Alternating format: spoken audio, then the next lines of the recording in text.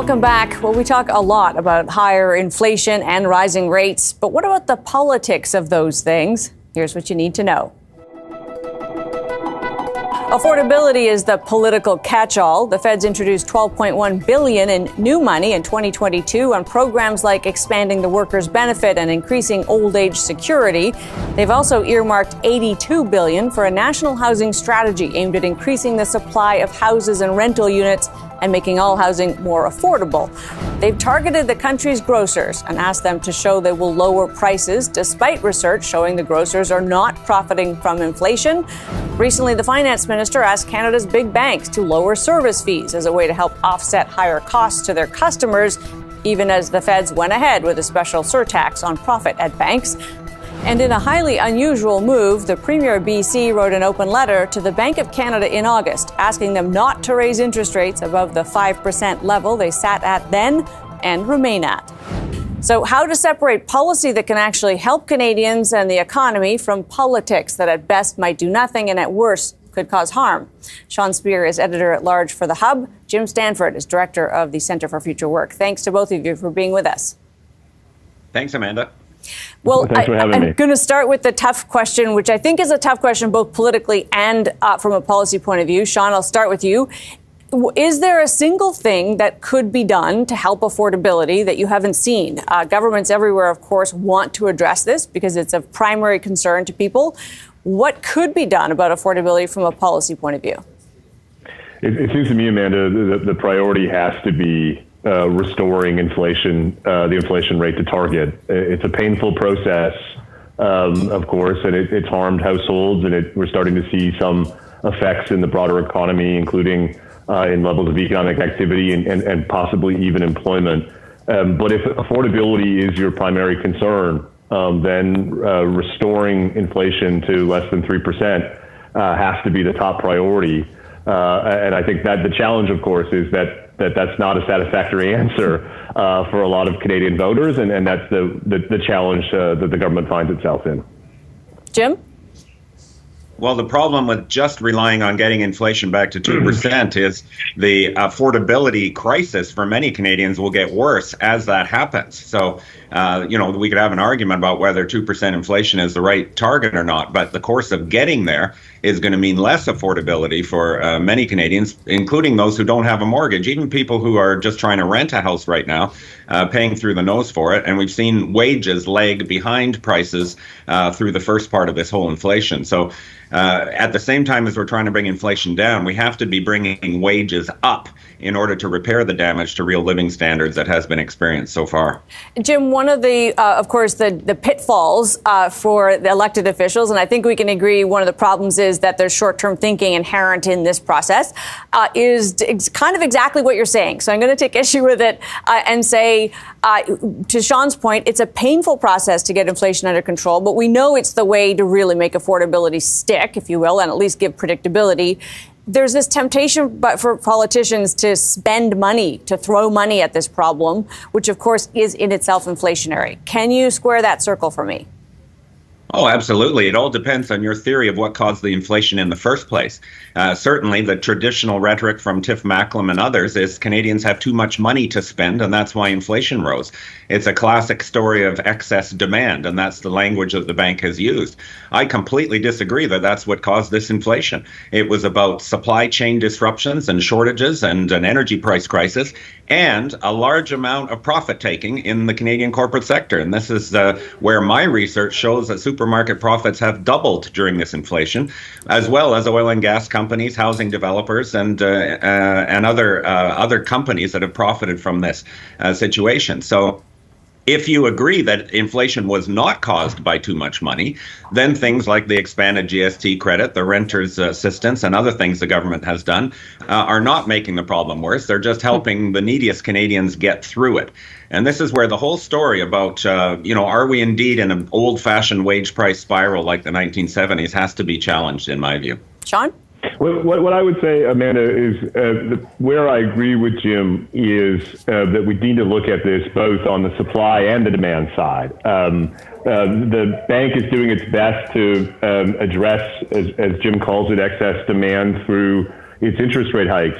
But there is still the ongoing supply challenge that has to be addressed by policymakers. We've talked in the past, Amanda, about the potential for a bipartisan or even multi-partisan agenda around deregulation. How do we deregulate housing? How do we deregulate energy? How do we, in effect, create the kind of supply boom that we need to bring supply and demand into something more resembling equilibrium? The challenge, of course, with that agenda is even if it's the right plan for the long term, it's going to have minimal effect on dealing with that painful process that we talked about at the outset.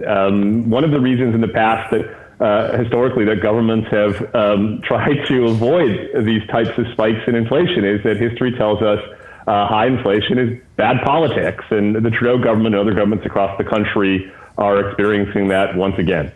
Jim, one thing I want to talk to you about is sort of the policies that seem to be popular, going after big grocers, going after big banks, versus the policies that we all know would lower prices, say dismantling the supply marketing boards. And that latter, the supply marketing, is just sacrosanct. No politician in this country of any stripe seems willing to touch it. And yet we know it would make dairy cheaper for ordinary Canadians, as well as poultry and eggs. What do you make of that kind of disconnect where some things are accessible and others seem to be beyond the reach of political thought?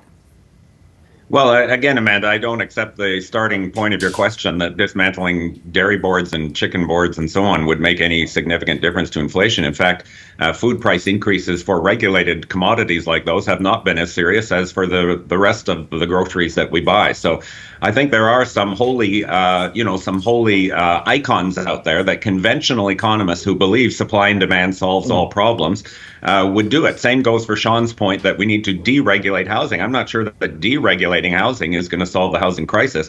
I agree completely. The housing crisis has to be tackled, but I would argue for more intervention in terms of support for non-market housing and affordable housing through public investment and co-investments, not for deregulation. So all of the debates about affordability, it seems, Amanda, are going to tap into the same disagreements about how the economy should function. Should we put private companies in charge and get government out of the way?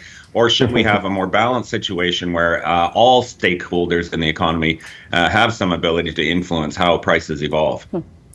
I would frame that differently, but I broadly agree with Jim's point that there's a kind of fundamental question here about the role of markets and the role of the state in a whole host of different parts of the economy, including housing. But I want to take up Jim's observations about public investment. We're speaking on the 25th of October. Yesterday, Amanda, we had the annual fiscal report from the federal government on last fiscal year, the 2022-2023 fiscal year.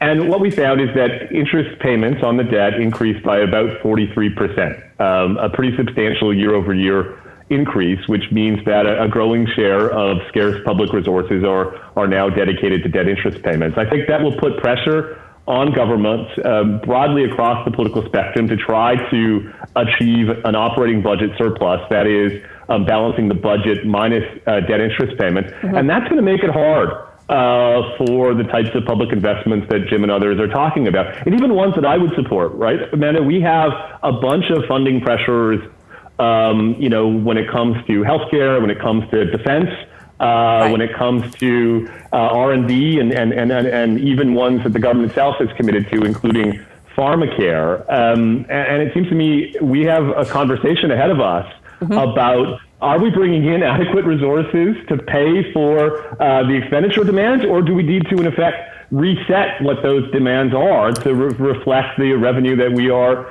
bringing into the public treasury? That, I think, is going to be the conversation moving forward in this new economic and fiscal environment. I think that's a good point, Jim. I'm going to give you 30 seconds to respond. Well, we've got lots of resources in society. The question is, what choices do we make about where to collect the resources from and how to use them? And I think there's no imperative that we have to cut back government spending because of the inflation problem or the deficit or anything else. Some of the things the government does actually help reduce inflation as well as build a fairer society. Thank you both for being here. Sean Speer, editor-at-large at The Hub, and Jim Stanford, director at the Center for Future Work. Coming up, the state of competition is bad in Canada, so what can be done to fix it? That's still ahead. But first, United Airlines is bringing some much-needed entertainment to its boarding process, reintroducing a method that would see window seats boarded first, then middle seats, then aisles, all to speed up the glacial process of travelers making their way onto a plane. Only flaw in the plan, first-class tickets would still board first. And we all know the real slowdown is finding a spot to stow our carry-on, which we refuse to check until the airline agrees not to lose our luggage. For now, we're expecting everyone in the boarding area to be paying close enough attention for this to work will add some much-needed humor to the whole process. We're back after this.